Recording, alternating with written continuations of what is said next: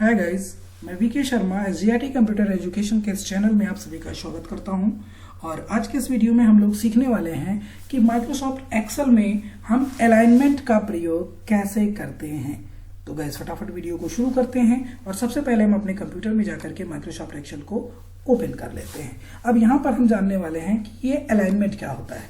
तो गाइस हम आपको बताना चाहेंगे जो अलाइनमेंट होता है वो हमारी वैल्यू को left, right and centre and top and bottom side में कहीं भी अगर हम उसको अरेंज करना चाहते हैं तो उसके लिए हम अलाइनमेंट का प्रयोग करते हैं। तो कैसे हम अलाइनमेंट का यूज करेंगे उसके लिए मैं आपको बताना चाहूंगा। जैसे मान लीजिए यहाँ पे कुछ हमारे अलाइनमेंट लिखा हुआ है, कुछ नंबर्स दिए हुए हैं, इसमें से हम 100 को सिलेक्ट कर लेते हैं।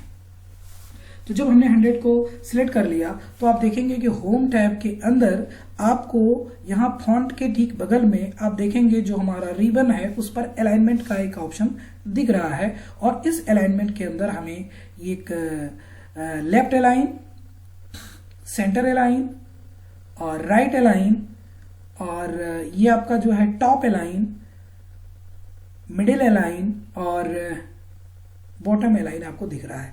तो गाइज हम लोग इसको चेक करेंगे कि आखिर इसका यूज हो रहा है या फिर नहीं हो पा रहा है या कैसे हो रहा है, तो हम इसके बारे में इसको देखेंगे। तो गाइज फटाफट हम लोग क्या करते हैं कि जो है जैसे ये 100 है, इसको हमने सिलेक्ट कर रखा है। अब इसको जितनी बार हम एक हमारा ये आपको दिख रहा है डिक्रीज इंडेंट और एक है इंक्रीज डिक्रीमेंट।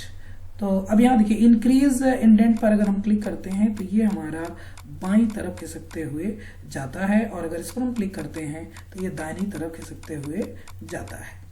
तो एक होता है डिक्रीज इंडेंट जिसका प्रयोग करने पे वो लेफ्ट साइड में खिसकता है और इंक्रीज इंडेंट का प्रयोग करते समय सेलेक्ट किया गया सेल के अंदर का जो वैल्यू है वो राइट साइड में खिसकते हुए जाता है।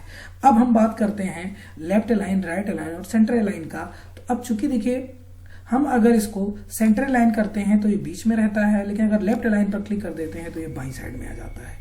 और अगर हम राइट अलाइन का यूज करते हैं तो ये दाहिनी तरफ आ जाता है। उसके बाद फिर से हम इसको सेंटर अलाइन कर देते हैं तो ये वैल्यू हमारी बीच में आ जाती है। उसके बाद में मान लीजिए किसी सेल के अंदर हम कुछ नंबर लिख देते हैं, जैसे हमने SGRT लिख दिया और इसको हमने जो है काफी छोटा कर दिया। तो इसको जब हमने छोटा कर दिया अब इस पर हम इफेक्ट करके देखेंगे कि इसका इफेक्ट क्या होता है। तो गाइज ये देखिए कि अभी जैसे हमारा यहाँ पे ये जो है बॉटम अलाइन है, अगर इसको हम टॉप अलाइन कर देते हैं तो ये जो हमारा SGRT है ये ऊपरी भाग में सिल के चला जाता है। और अगर हम बॉटम अलाइन करते हैं तो नीचे आ जाता है और अगर सेंटर अलाइन करते हैं तो ये बीच में आ जाता है। तो यहाँ ऊपर से हम बॉटम मिडिल अलाइन कर देते हैं और यहाँ से हम इसको सेंटर कर देते हैं।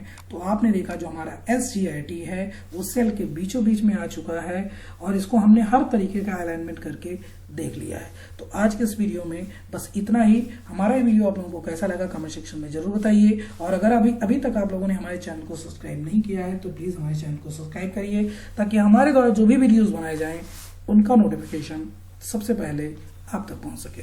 धन्यवाद।